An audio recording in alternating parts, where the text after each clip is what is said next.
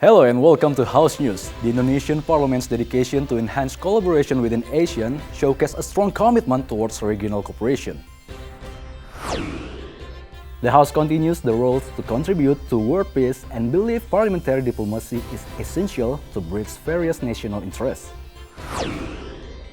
BKSAP of the House has called for increased bilateral cooperation between Indonesia and Lebanon. Diplomacy cannot only be done by the government to achieve Asian centrality and unity. Other sectors such as civil society also have a role to play. With a shared vision for a brighter future, Indonesia and South Korea have agreed to work together to strengthen diplomatic ties. The World Health Organization has officially lifted the public health emergency for international concern for COVID-19. Cambodia officially closed the 2023 SEA Games with a message of peace and solidarity in the region of Southeast Asia. It may not come at any surprise, being an athlete is one of the highest paid professions. Wonderful news has come from the under-22 Indonesian national team, who just won a gold medal after 32 years of losses. The House is concerned about the rising geopolitical tension and competition for dominance, which can destabilize ASEAN. Therefore, the House calls on the organization to strengthen its unity and cooperation. Vice Chairperson of the Committee for Interparliamentary Cooperation, or PKSAP of the House, Ahmad Hafiz Thohir, believes ASEAN's commitment to diplomacy has helped the region to maintain its resilience in facing challenges such as the COVID-19 pandemic. Hafiz points to the fact that ASEAN's economy has shown a better recovery than other regions. Furthermore, Hafiz explains strengthening stability within ASEAN can lead to the achievement of economic and social development, placing the region as promising destination for global prosperity.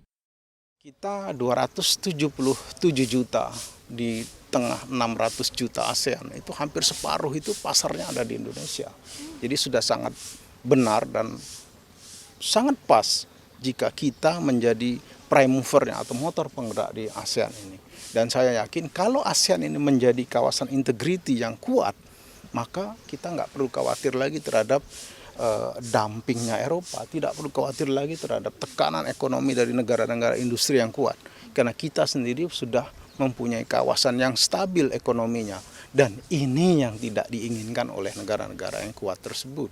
Maka dari itu pelan-pelan kita harus membangun ini. Dari negara ke negara, dari people to people, dan akhirnya di kawasan ASEAN. Hafiz hopes ASEAN, including Indonesia, will successfully maintain the central position with the region.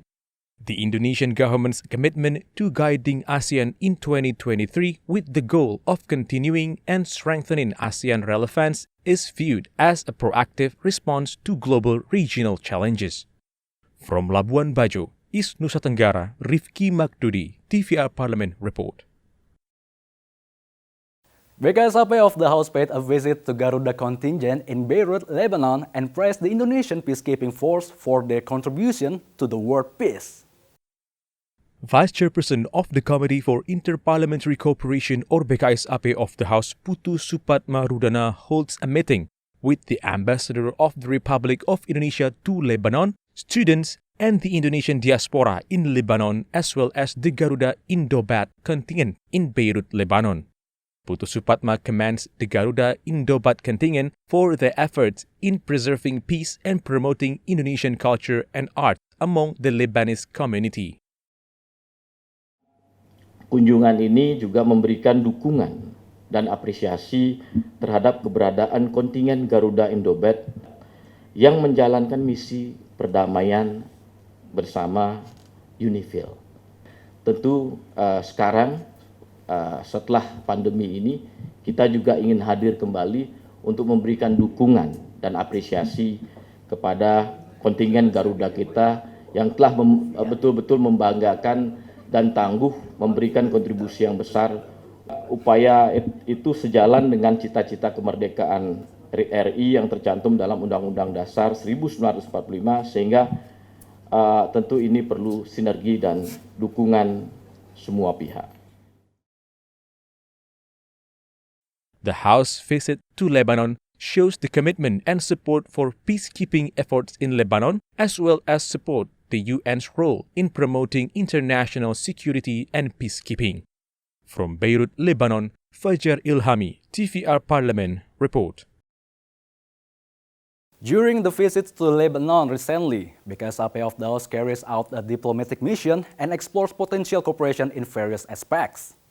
In a recent meeting with the ambassador of the Republic of Indonesia to Lebanon and various stakeholders including Indonesian students, diaspora, and the Garuda contingent troops or Indobat, Vice Chairperson of the Committee for Interparliamentary Cooperation or BKSAP of the House, Putu Supatmarudana, emphasized the need for a more active engagement of the Indonesia-Lebanon Parliamentary Bilateral Cooperation Group. Putu urged the group to intensify discussions on potential areas of collaboration, especially in the sectors of economy, trade, education, and tourism. Kita juga sudah memiliki, Pak. Mungkin GKSB-nya belum berkunjung, setelah ini kita akan dorong ke depan agar grup kerjasama bilateral lebih intens lagi untuk melakukan pertemuan dengan mitranya, yaitu Parlemen Indonesia dengan Parlemen Lebanon, untuk memikirkan atau membuka berbagai potensi kerjasama, baik kerjasama people to people ataupun kerjasama dalam bentuk peningkatan kerjasama perdagangan ataupun kerjasama lainnya dalam bidang pendidikan, capacity building, dan tentu ke depan memang kita pikirkan banyak hal yang memang kita bisa lakukan, apalagi memang setelah pasca COVID-19 memang harus kita bergerak secara lebih aktif untuk merangkul berbagai pihak untuk memberikan peningkatan kerjasama dari berbagai sektor. Highlighting the long-standing relationship between the two nations, which spans for over 76 years, Putu Supatma expressed his optimism these efforts would strengthen the ties between Indonesia and Lebanon. From Beirut, Lebanon, Fajar Ilhami, TVR Parlemen, report. And now we're coming to the first short break. When we return, we'll present more updates on Asian Summit 2023. Stay tuned on House News.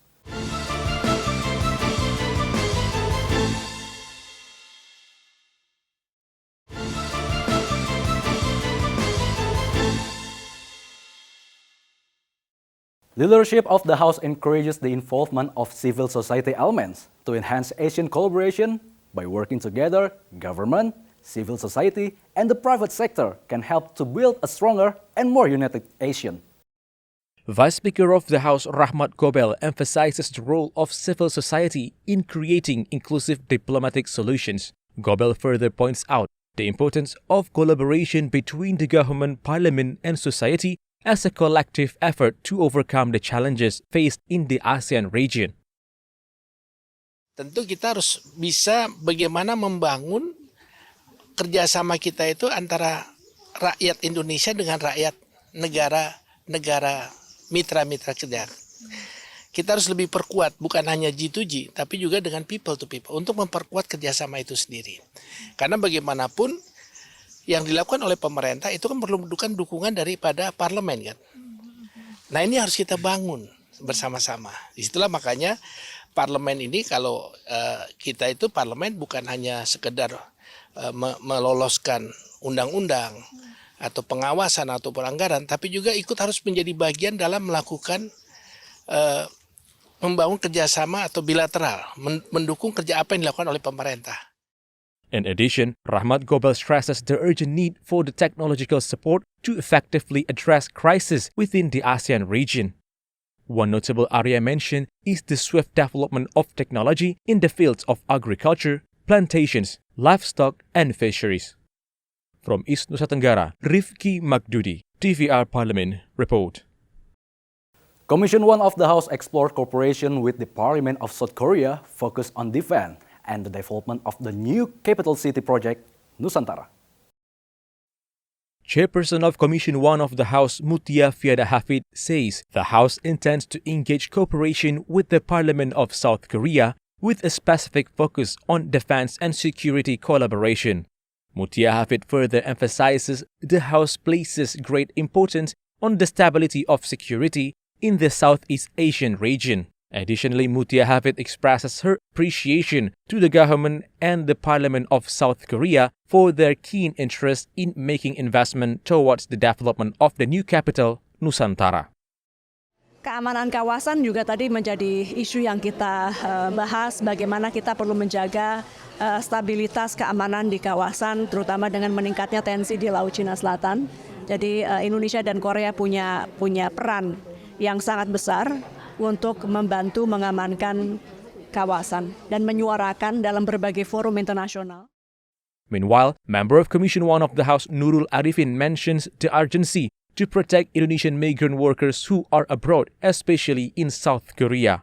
Nurul Arifin acknowledged South Korean investments in Indonesia creating employment opportunities for many local workers. PMI ya, pekerja migran Indonesia di sana tuh mencapai 30.000 orang. Dan ini jumlah yang sangat lumayan besar lah ya. Sebaliknya juga investasi mereka di sini sudah bisa menyerap 1 juta orang pekerja di Indonesia. Ini kan sesuatu yang sangat luar biasa. Nah, karena hal tersebut kami ingin mendapatkan jaminan bahwa tenaga kerja Indonesia yang bekerja di Korea itu mendapatkan perlindungan dan hak-haknya sesuai dengan standar internasional begitu. Dan juga ada hubungan yang fairness yang memperlakukan pekerja itu sebagai bagian dari sistem begitu ya. Jadi dilindungilah haknya. Oki Zulindra, Adila, Kiki, DVR Parlemen Report. Commission 9 of the House underscores the need to follow health protocols even after the state of emergency for COVID-19 has been lifted.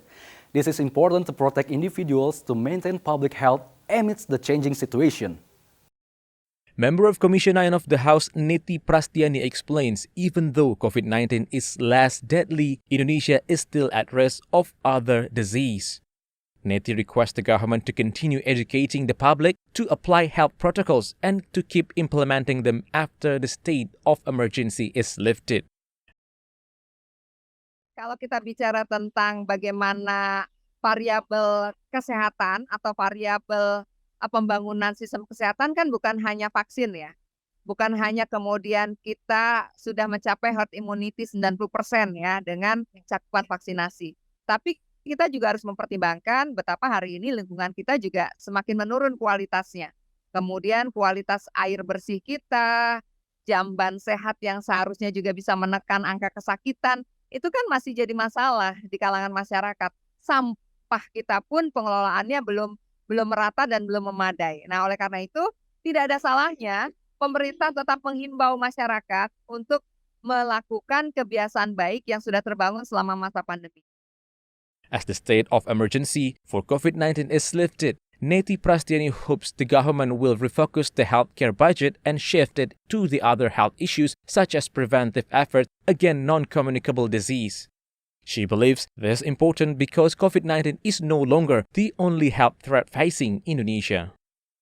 Ken Swari, DVR Parlemen, report. More interesting news on the 32nd SEA Games is coming your way, only on House News.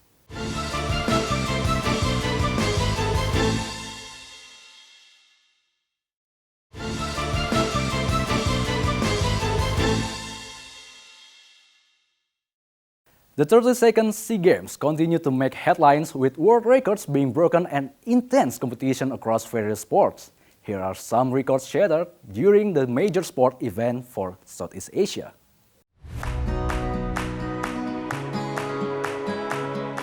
The 32nd edition of Southeast Asian Games or SEA Games concluded with record-breaking performance and remarkable achievements, leaving athletes and spectators in awe. The multi-sport event held in Cambodia showcased the spirit of Southeast Asian athletes as they pushed the boundaries of human potential and inspired millions across the region.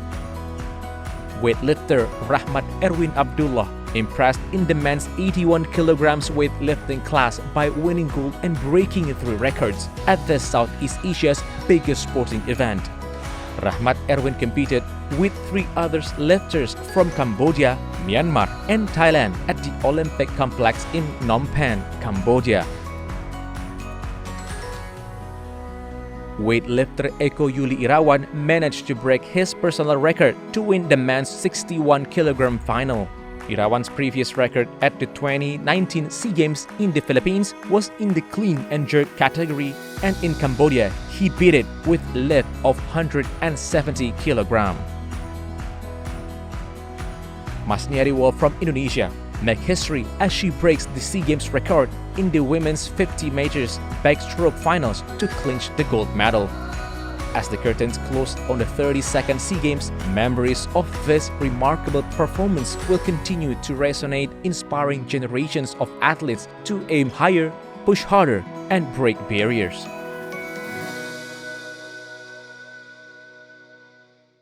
Forbes magazine has released the list of the highest paid athletes in the world. From field to courts, these athletes dominate both skill and earning. Sports has always been a place where great things happen, where talented athletes with lots of drive shine. Forbes magazine just dropped its yearly list of richest athletes in the world.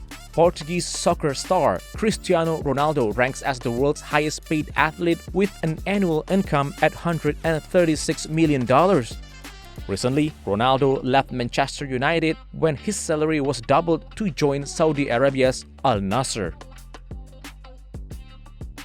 LeBron James is the top-earning American athlete on Forbes' list. On top of becoming the NBA's all-time leading scorer this year, James also became the first active athlete as a certified billionaire by Forbes last year. Beside his Lakers salary, James has a lifetime deal with Nike and has a stake in Fenway Sports Group, which owns the Boston Red Sox, Liverpool Football Club, and the Pittsburgh Penguins. According to Forbes, last year Canelo had an annual income of $110 million. Most of that money came from boxing. Meanwhile, the other part of his income comes from the different companies he had created or investment he has made in different areas. The world of sports continues to be lucrative platforms for exceptional athletes where their talents are not only celebrated but also rewarded. The highest paid athletes in the world have showcased their remarkable skills and dedications, captivating audience around the globe. After 32 years of waiting, Indonesia has finally won the gold medal in soccer at the SEA Games. Not only was the historic win managed against Thailand, it was also achieved by a convincing margin, with the Indonesian lads netting 5 goals.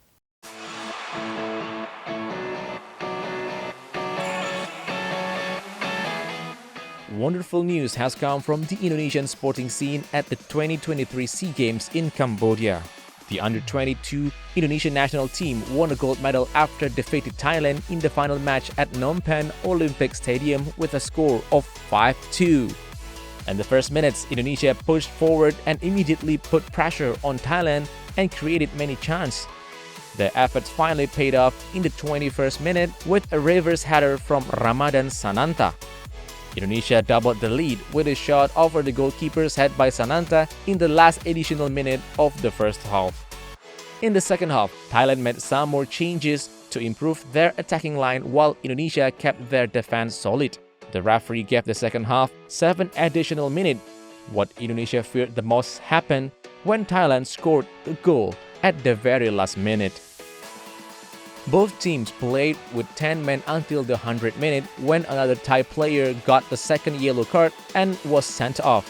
In the second extra time, with 9 tired players on the field, Thailand couldn't make a comeback. As Fajar scored the 4th goal for Indonesia, Thailand then only played with 8 men when Thai striker received his second yellow. Before the game is over, Indonesia netted one more time with a goal from Beckham Putra, securing a 5-2 win and putting an end to the 32 wait for the SEA Games men's football gold medal.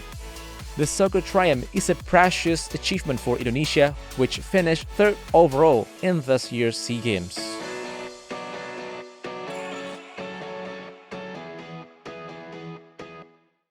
And that's house news for today. Thank you for watching everyone, and have a good day.